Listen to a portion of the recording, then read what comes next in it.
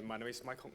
That's how you pronounce it, but it's all right. So I work in Dominic Fenner's group to work on a GWAS study.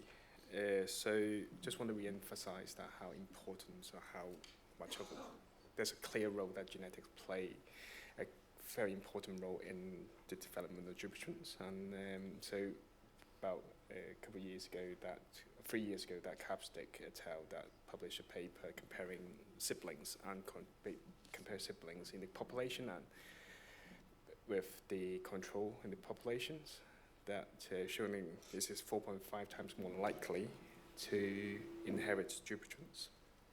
And as Roel showing that this paper is showing the heritability of Dupuytrens is about 80%.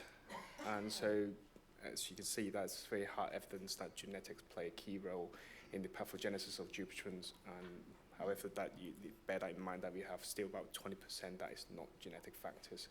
So Dupuytrens is a very clear example of a complex disease, meaning that it's multifactorial and polygenic. So everyone must know this already. This is a paper that published in 2011 and used about 1,000 cases and associated 9 regions, and which 6 of them were in the Wnt signaling pathway.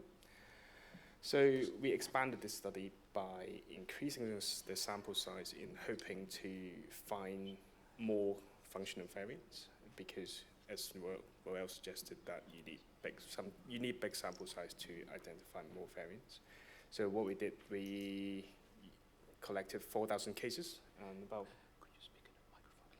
5,000 controls, and then we assessed that on about 500,000 SNPs that on a human coexome array produced by Illumina.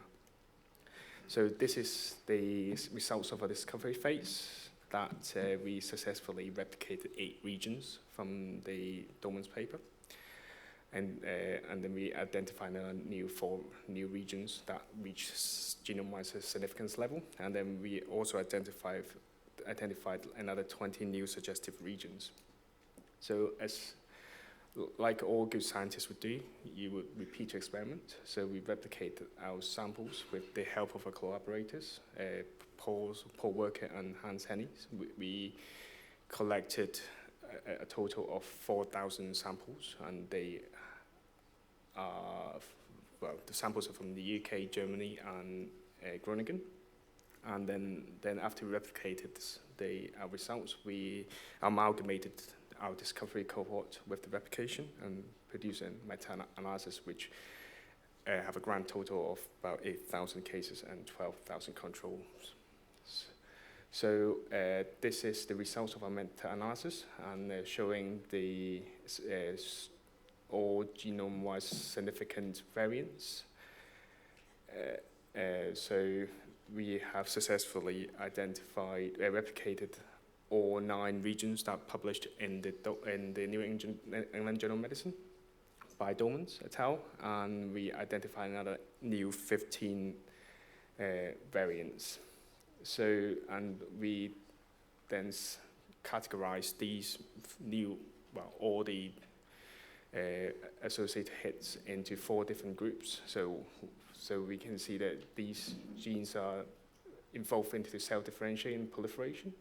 So we got all the classic Wnt signaling pathway genes, and then we have BOP1 DDR2, and DDR2, which is a gene that has been shown to is a receptor that binds to collagen and regulates proliferation.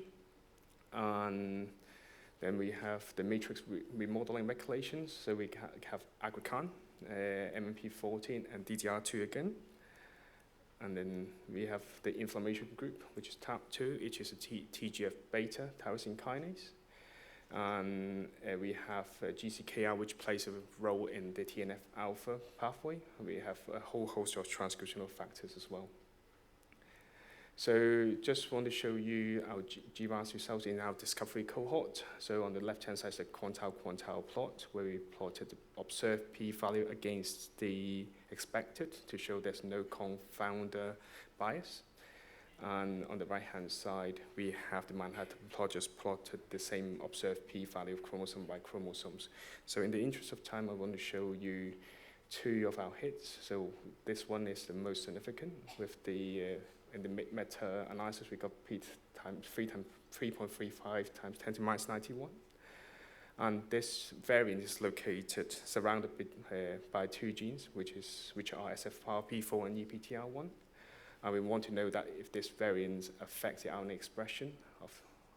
So what we've done was we assessed the RNA expression of the myofibroblasts that were disaggregated from the palmar fascia cells that were from the patients that underwent fasciectomy.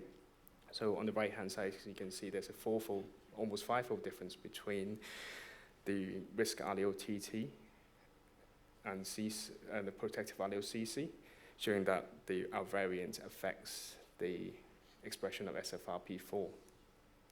So this one is for Ian Clark in the audience, pretty much. This one is in chromosome 14, and this variant locates in the exon 5 of the MMP14.